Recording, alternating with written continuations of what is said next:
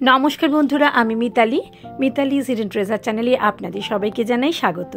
আজ আমি আমার মায়ের থেকে শেখা একটি রান্না আপনাদের সঙ্গে শেয়ার করছি। ছোটোবেলায় যখনই মুখরোচক কিছু খেতে ইচ্ছে করতো, মা সবই বাড়িতে তৈরি করে দিতেন।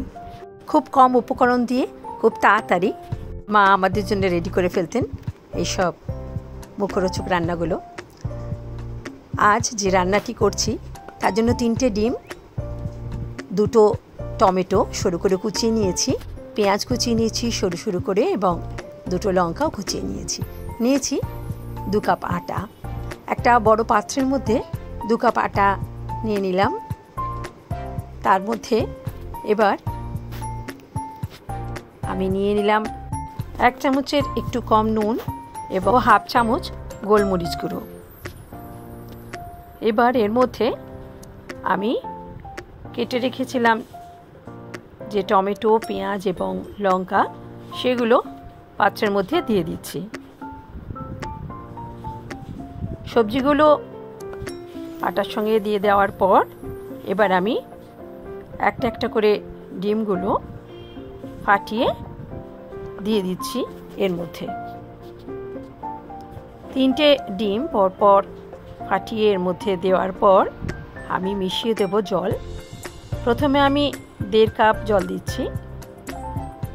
ঘরের টেম্পারেচারে থাকা পানীয় জলই আমি এখানে ইউজ করছি। আমি 1.5 কাপ জল দিলাম।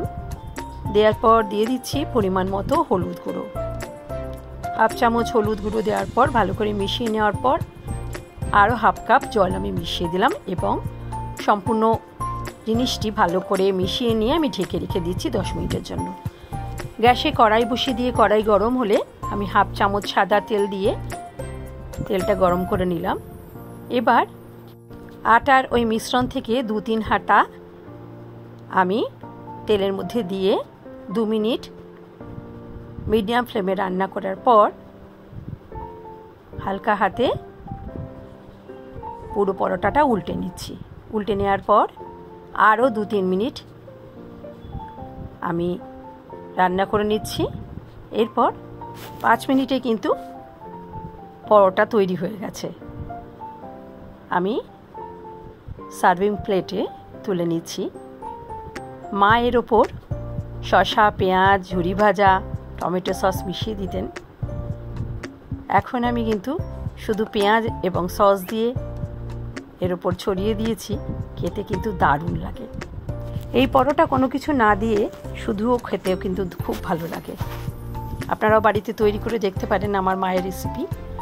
আমার ভিডিওটি এখানে শেষ করছি। নমস্কার।